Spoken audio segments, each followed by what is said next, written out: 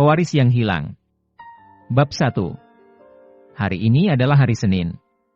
Hari di mana semua mahasiswa akan kembali masuk ke kampus untuk kembali melakukan rutinitas belajar setelah kemarin libur. Jerry yang juga adalah seorang mahasiswa tidak terkecuali. Dia yang terburu-buru berjalan cepat menaiki tangga. Namun tidak disangka dia secara tidak sengaja bertemu dengan 4 orang siswa di lorong menuju ke kelasnya. Jerry mengenal keempat anak itu. Dia adalah Anton, Zack, Herman dan John. Jerry yang saat ini sedang terburu-buru segera bergegas pergi. Namun tanpa diduga Anton yang dikenal sebagai ketua keempat anak itu menghadang langkahnya dan berkata, "Hei teman-teman, lihatlah kucing kurap ini." Dia kelihatannya sedang tergesa-gesa. Herman yang berada di samping Anton segera menimpali. "Sepertinya kamu sedang buru-buru Jerry. Apa yang membuatmu seperti dikejar-kejar hantu?" kata Herman bertanya sambil tersenyum jahat. "Maaf Herman, aku buru-buru ke kelas karena saat ini aku telah terlambat," kata Jerry dengan senyum kecut. Dia dapat membayangkan bahwa saat ini dia akan mendapat masalah. Karena seperti biasa, sebagai siswa miskin yang menyedihkan, dia hanya dijadikan sebagai objek hinaan dan cacian para siswa yang memang anak orang kaya. "Oh, kenapa harus terburu-buru Jerry? Duduklah di sini bersama kami," kata Anton membujuk. "Maafkan aku Anton, tapi aku benar-benar sedang terburu-buru. Jika aku di sini pasti aku akan terlambat ke kelas," kata Jerry dengan nada memelas. Saat Anton mendengar penolakan dari Jerry tampangnya langsung berubah marah. "Sungguh berani kamu menolak keinginanku Jerry. Apa kamu tidak tahu siapa aku?" kata Anton yang mulai marah lalu melanjutkan, "Percayalah bahwa aku akan membuatmu sulit jika mencoba membangkang kemauanku. Anton, tolonglah sedikit beri aku pengertian. Aku harus menghadiri kelas. Aku takut jika aku terlambat pasti akan dihukum. Kamu kan tahu bahwa aku di sini tidak boleh melakukan kesalahan. Jika itu sampai terjadi, pihak kampus pasti akan menarik kembali bantuan subsidi kuliahku." Jerry berusaha untuk meminta pengertian dari Anton agar dia segera diizinkan untuk segera pergi dari tempat itu. Saat itu Herman yang berada di samping Anton segera berkata, "Jerry, kamu terlalu banyak alasan. Aku tidak perlu berkata basa-basi padamu. Kau telah menolak keinginan kami, sekarang rasakan ini." Herman langsung mengirim sebuah tinju ke arah perut Jerry. Jerry yang tidak menduga akan diperlakukan seperti itu hanya bisa terkejut. Saat tinju itu menyapa bagian perutnya dengan telak, seketika Jerry terbungkuk merasakan mual di perutnya. Saat itu Anton menghampiri Jerry lalu berkata, "Jerry, kamu terlalu berani menolak ajakan kami. Sekarang apakah kau masih akan menolak?" kata Anton sembari menarik kerah baju Jerry. Jerry yang saat ini telah kembali tegak berkata, "Anton, tolong lepaskan aku. Bukannya aku ingin menolak ajakanmu. Tapi kamu kan tahu bahwa hari ini aku ada kelas. Aku harus pergi. Jika tidak pasti aku akan mendapat hukuman." Mendengar penolakan Jerry, Anton segera memelototkan matanya lalu berkata, "Apa? Lepaskan. Kami justru akan menghajarmu di sini.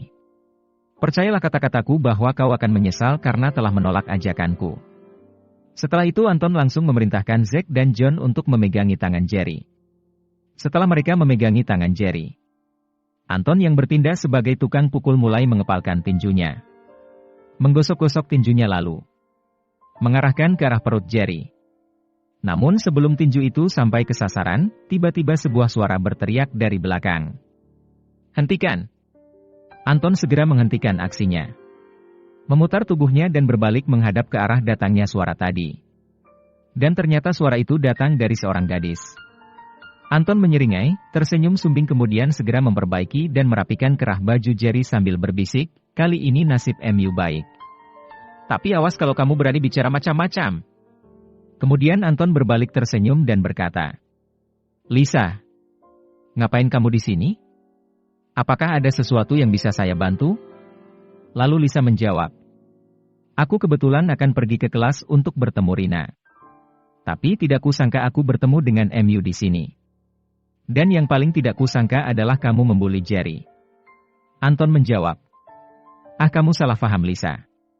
Aku, Herman, John dan Zack hanya bercanda. Semua tidak seperti yang kamu bayangkan." "Bukan begitu Jerry?" tanya Anton. Jerry hanya mengangguk pelan dan berkata, Benar Lisa. Anton hanya bercanda. Tidak berniat untuk menyakitiku, kata Jerry gugup. Lisa menghela nafas dan berkata, oke baiklah jika begitu. Setelah itu Lisa kembali berkata, Jerry aku ingin meminta bantuanmu. Bukankah kamu sekelas dengan Rina? Jerry hanya mengangguk sebagai tanda mengiyakan pertanyaan Lisa. Kemudian Lisa kembali berkata, tolong sampaikan kepada Rina bahwa aku akan menunggunya di perpustakaan sore ini. Jangan sampai lupa ya, kata Lisa sambil tersenyum.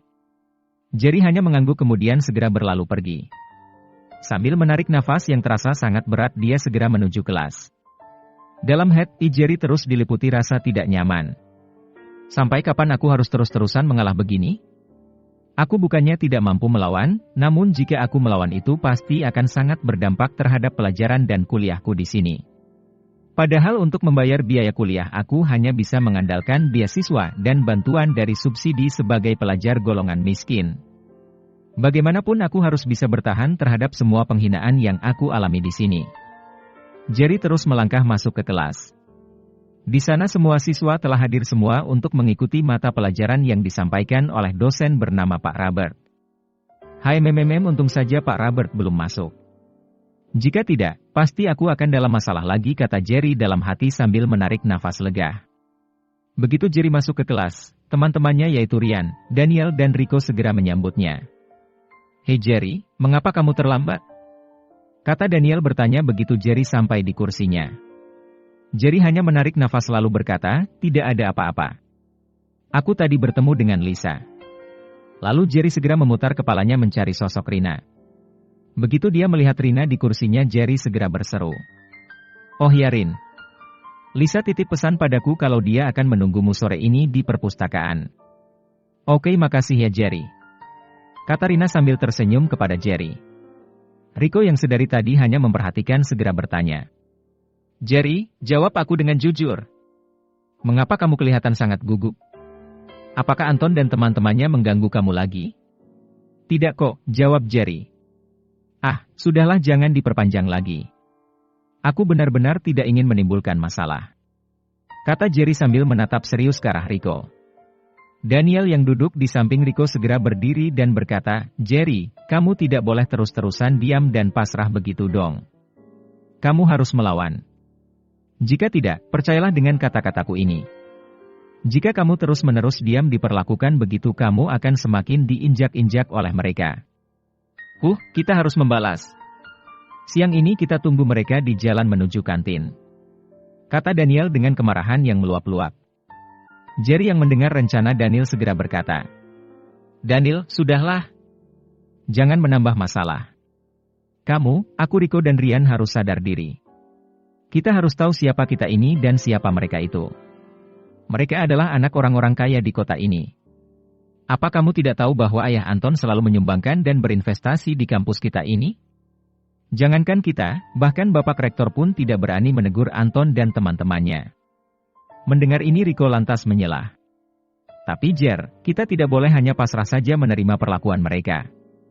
Aku yakin andai kita melawan, mereka pasti bisa kita hajar sampai babak belur. Kata Rico sambil mengepalkan tinjunya. Memang di antara mereka berempat, Rico adalah jenis orang dengan temperamen yang cepat panas. Dia tidak pernah takut dengan siapapun. Tapi, justru itu yang membuat dia sering mendapat masalah di kampus. Jerry tersenyum pahit kemudian berkata, Rico, Ryan, Daniel, aku tahu kita pasti mampu menghajar mereka. Tapi kalian harus ingat seperti apa aku di kampus ini. Aku tidak lebih dari seorang pelajar miskin yang hanya bisa belajar dengan bantuan beasiswa dan subsidi dari Dewan Kampus. Kalian tahu kan bahwa subsidi aku peroleh dari persatuan mahasiswa di kampus ini. Keadaanku berbeda dengan kalian. Walau kalian bukan anak orang kaya, tetapi orang tua kalian mampu. Sedangkan aku hanyalah seorang anak yang malang. Aku hanya yatim piatu yang kebetulan diadopsi oleh Pak Yosef. Mereka hanya seorang petani yang sudah tua. Mereka mengasuhku hanya atas dasar kemanusiaan. Jika tidak, mungkin mereka tidak akan mengangkatku sebagai anak mereka karena aku tahu untuk mengisi perut seorang aja mereka kepayahan. Apalagi ditambah dengan perutku. Untuk makan mereka harus berpindah-pindah dari mengerjakan kebun milik mereka di pagi hari, setelah itu mereka harus mengambil upah di kebun orang lain pada sore harinya. Saat menceritakan keadaan kehidupannya, Jerry hanya bisa tertunduk lesu. Banyak pasang mata yang bersimpati melihatnya. Namun tidak sedikit juga pasang mata yang merasa jijik melihat orang miskin seperti Jerry ini. Rico dan Ryan menepuk bahu Jerry dan berkata, "Maafkan kami Jerry. Kami terbawa amarah sehingga tidak berpikir akan akibatnya jika sampai kami menyebabkan kamu jatuh ke dalam masalah. Andai kalian menuntut balas atas apa yang mereka lakukan padaku, sudah pasti mereka juga akan mempersulit kalian di sini. Ingatlah bahwa mereka memiliki banyak uang. Selalu ada cara yang akan mereka lakukan untuk menyakitimu. Aku berharap kalian tidak terlibat dalam masalahku. Saat ini aku masih mampu bertahan," kata Jerry sambil meletakkan tasnya lalu bergegas duduk. Di saat yang bersamaan ketika Lisa akan meninggalkan Anton dan kawan-kawannya, tiba-tiba Anton memberanikan diri berkata, "Lisa apakah kamu, maksudku siang ini bolehkah aku mentraktirmu untuk makan siang di kantin?" Lisa menjawab, "Terima kasih atas tawaranmu. Tapi siang ini aku akan makan di kantin bersama Rindy dan Jenny," kata Lisa menolak dengan halus ajakan Anton. "Oh kebetulan kalau begitu aku akan mentraktir kalian bertiga.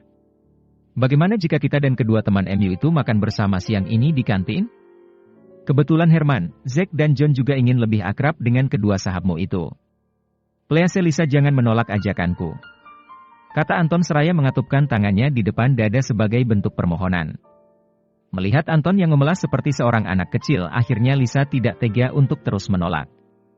Dia kemudian mengangguk dan berkata, "Kalau begitu sampai ketemu siang ini di kantin," kata Lisa sambil melangkah pergi. Yes, kata Anton dengan sangat bersemangat. Dia segera melompat kegirangan seperti anak kecil yang mendapat mainan baru. Namun dia segera berhenti melakukannya setelah dia berpaling dan menyadari bahwa Lisa sedang menatapnya dengan ekspresi wajah yang sukar diartikan. Anton membuang wajah malu-malu. Menatap ke arah Herman kemudian mengangkat alisnya.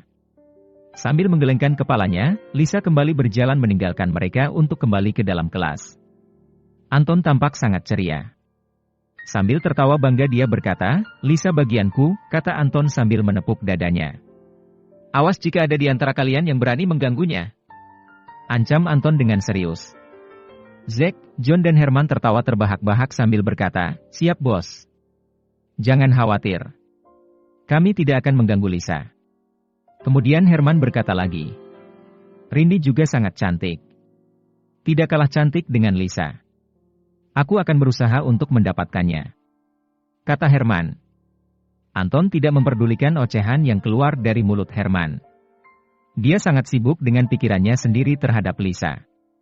Lisa, oh Lisa. Siapa yang tidak tahu dan mengagumi kecantikan kembang kampus ini? Dia sangat cantik dan juga anak orang kaya.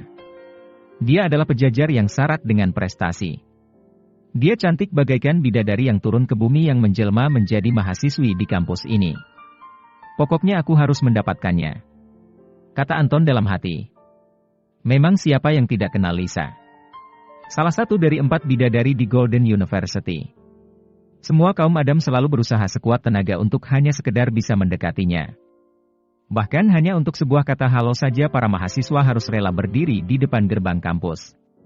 Dan hari ini Anton berhasil mengajaknya untuk makan di kantin kampus. Baginya ini adalah sebuah prestasi yang sangat luar biasa.